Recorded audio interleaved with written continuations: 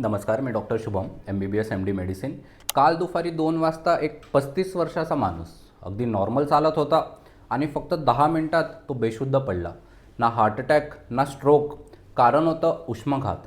तुम्हाला वाटतं का मला काही होणार नाही? थांबा, ही गोष्ट तुमच्यासाठीच आहे। समजा राजू नावाचा एक माणूस आहे, तो रोजप्रमाणे कामावर निघाला उन्हात। सुरुवातीला थोडं घाम आला, मग थोडं डोकं दुखायला लागलं। त्याने विचार केला, साधं आहे, निघून जाईल। पण इथेच चूक झाली, कारण शरीरातून सिग्नल देत होतं की तापमान वाढतं आहे। पहिला टप्पा, घाम खूप येतो, म्हणजेच शरीर थंड राहण्याचा प्रयत्न करतं आहे। दुसरा टप्पा, डोकं दुखतं, चक्कर येतात, म्हणजेच शरीर हार मानायला लागलं आहे।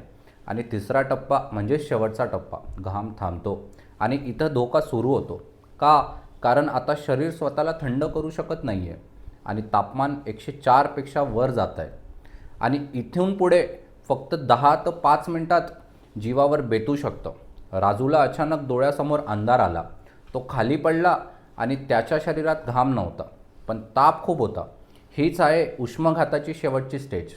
जर असं कोणाबरोबर घडलं तर लगेच सावलीत घ्या, घट्ट कपडं सैल करा, थंड पाणी शिंपडा, शक्य असेल तर ORS द्या आणि वेळ वाया घालू नका, हॉस्पिटलला न्या।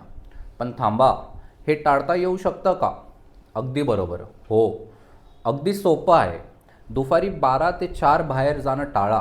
पाणी पाणी आणि फक्त पाणी। डोक्यावर कॅप किंवा कपडा ठेवा, हलके आणि सैल कपडे घाला। लक्षात ठेवा, उष्माघात अचानक येत नाही, तो आधी इशारा देतो।